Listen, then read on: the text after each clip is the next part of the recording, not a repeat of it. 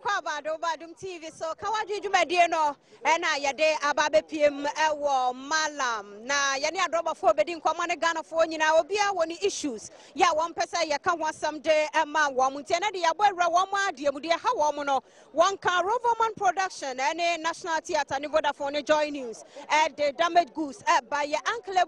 White in the play ni bia wa wani tuasa Uncle Body any place ahodo a wahwe no unu hoda 80 Ghana cedis na ne wanya kwanya kohwe bia 24-25 June baso na 1st and 2nd July so baso 4 p.m. ni 8 p.m. each 80 Ghana sanso na J.O. Mensa Enterprise the Vemesha ba wo de siesie ho an senche ne nkwa odepoa obaje ho aboso ape ye Vemesha no bi 0242 021-110 na wone wo mo akasa meme na memo akwa Badwam TV meje oso ayema na udi ne de sai e fra me Anthony Amweni uchika free he ko he me ko Kaneshi Malam Bawizero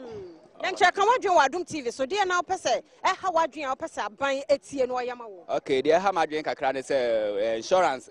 no e was so dodo nti o mo hwe na nka mbra fom kakra mayen ene lance system no so omo say nka omo pese omo de kakra ye de esisam man ba nka ye be ya nka yen use eno a wo so omo ahodo o ma suspend ye nya system okay so we nya system de ende obi kan me how no nti na aha bibia ye okay ma oh bibia ye okay ba edu ba bia police for no ene nam kwan so omo tume chichi en kakra de ba eja ba ene den akoya aban asem ti eja ye wom ya da se papa ko adwen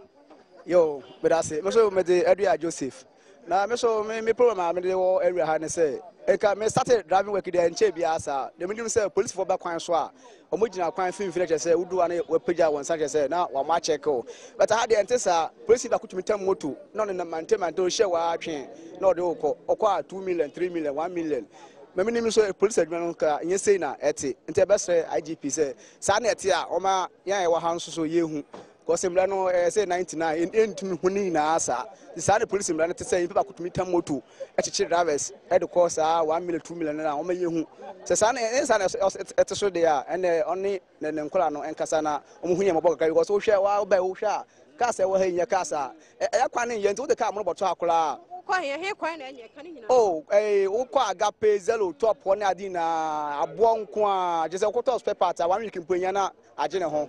adine ho nti akobase police for so eza batata here odu bia na passenger nji ha kra ntumi mfa ne nko because okwa police ba chew or say lack of maintenance kwano so nye ti wo ye ka ne sen kra ka na be say nti be sre police omo hu ye mabo na ya kwa ne sineti nti ka na wo ye ne sen kra e be say ya da se papa ko wadwen Badwam TV pacho mama dwen kire ne say ye road no malam gbawe road en ye ba kokra efi so a police be to me by chichiri nkrofo wo ye kwan no so won ye hwe kra na wa chiro de waki see police station ho obedile with time the whole day say me nyina amama ye adwuma na ye ne enko so otu baby kra ye yem hihye wo adwuma ye ba no ho nti aban ye bibi mfa ho mma he na side no man mu bibia ye okay ma efi so oman mu ha ye tare too much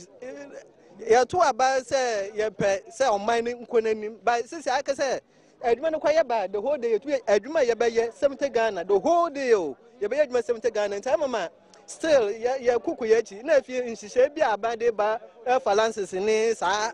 to boot na no kaka amwa he nti ontwem ya da se ka wadwen no Badwam TV papa ye mo akwa Badwam TV so meje moso ya wudi ni nyaade sai medin de Mr. JT Mr. JT ya tira wadwen de na yo de ha mesisi a no ewo mu se ya sesa aban no na adibia emse na hyase de edin betie ye wa rehim se ebe kakra no bibia betutu ye na mum ye drivers nko a die ahanum ye bre na ahanum na obi ehu ahane he malam hanum station ye bre fisa ya kwan nyina nye free ha fa so otu machi ho nyina kwan nye ama ye cars no esese enu ntino ama adwuma na ye no police fon so sa ha ye so ka dia no obachiwa wanye okura na ye 2 million obasa we still time we hwe so a enye wo pe na maka na akoye sa na afi so sisi fuel crisis no so edin pa because ye adwuma sisi ye hu so fuel ne boarding e wo so o mate so beten ka be ye o hwan so kakra ma ye na ɛsɛ spare parts no so saa nti aban wɔnhwɛ na wɔnyɛ saa nɔma no ma yɛn ne ntimi mmoa yɛn yɛda ase papa ka wadwen yɛfrɛ Baloski na yɛtɔtrɔ driver drive Bawi to Accra na wofi Malam Market eba Malam Market bus stop home wudu Malam Junction a bus stop in home and so ɛsɛ yɛgyina hɔ pɛ na police for no ɛtaa wofi also obese begina Masalache wofi Masalache a wo Babola road and sawa babase ɛhɔ na bus stop in home and so wugya baby a na police for na bɛkyere ɔmo bɛkyere if you have sakodu Bawi bus stop in kwan no so baby a enso ɛhɔ no junction tudu a ɛsɛ wugina ma passenger nisi na wo febi so a wo si yimpo se wan si yimpa kra no answer we gya won kwa de obeto wa won bisa wa no asem obechew enti ese won hwe no ye hu bibi ma yen drivers nko ade sebe yen yo kamafo aha yada se hello Adom TV ye da wasafa say anape first motuma be malam ha na wo anso ye kye yadwen na yeme beble na ye ntase isi abana che say spare part no obunaifo ba yekoto so a ente sa boy din papa aha so say yekono so nye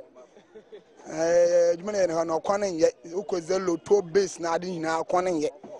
nse abano ambo hen na ye bibi mfon na yan so ye do avase won ten because mpp abano ayaban bi a abaya tams no aya afasa do avase no aho hen pa aho hen the bia against no doso so we bia we sholo no ma do avase den